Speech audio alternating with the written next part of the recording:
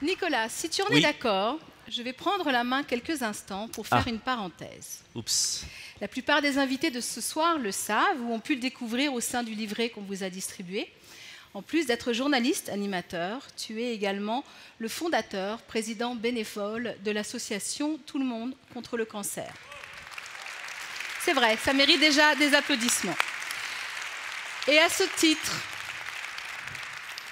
nous voulions ce soir souligner ton engagement et ton travail, qui peut presque s'assimiler au travail d'un organisateur d'événements, puisque tu mets en œuvre environ 1000 actions par an, tu vas nous expliquer. Et donc on voulait mettre en lumière cette association. Est-ce que tu pourrais nous expliquer quel type d'événement tu organises via ces 1000 actions par an? Alors d'abord, je suis extrêmement touché.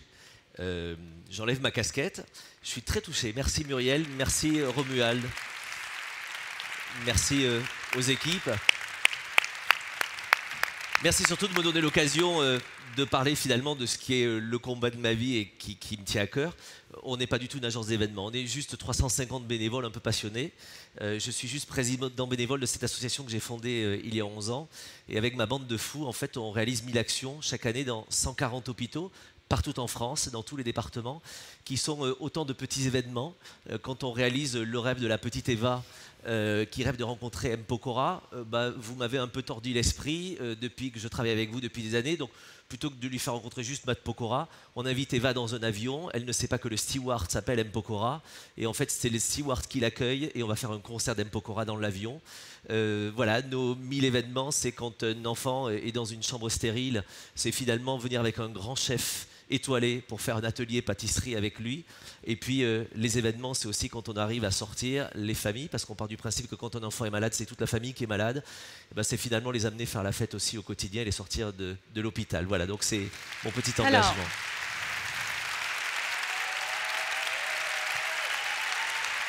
attendez, c'est pas fini. Merci. Alors justement, ce sont des applaudissements amplement mérités, mais je voudrais juste qu'on reprécise de quelle façon on peut t'aider. Déjà, ton actualité l'année dernière, c'était le lancement du Food Trucks avec les grands chefs. Exactement. Cette année, quelle est ton actualité? On peut en dire un mot peut-être? Avec grand plaisir. On a lancé l'année dernière le premier food truck au monde pour les enfants hospitalisés. Comme on sait qu'on ne mange pas top bien à l'hôpital, en fait, nous, on a décidé de passer avec un restaurant ambulant, donc un vrai food truck, avec 50 chefs étoilés qui nous ont accompagnés. Et on crée des journées gastronomiques, en fait, et on crée un vrai resto gastronomique à l'hôpital, un brunch pour le personnel soignant le matin, un déjeuner gastronomique le midi, des ateliers dans les chambres l'après-midi. Et puis le soir, on dit aux parents, on vous débarrasse des gosses, on s'occupe que de vous, et on fait des apéros gastronomiques pour les parents, pour les chouchouter. Et évidemment, le food truck va repartir sur les routes de France et dans tous les hôpitaux. Et nous lançons sur le même thème, en fait, une tournée cette année, parce qu'on veut s'occuper des adultes à l'hôpital, mais aussi des accompagnants. Et nous lançons le premier spa itinérant dans les hôpitaux. C'est un biotibus, tout simplement, que l'on va lancer pour Octobre Rose. Et l'intérêt de ce biotibus, c'est d'apporter justement des soins de bien-être, du maquillage, du massage, mais aussi des essayages de perruques, notamment pour les femmes touchées par la maladie.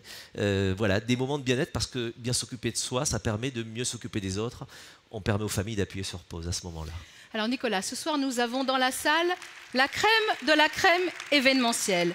De quelle façon les entreprises, les agences, les lieux, les prestataires peuvent-ils concrètement t'aider et te soutenir dans ta démarche? Alors d'abord, merci de le proposer.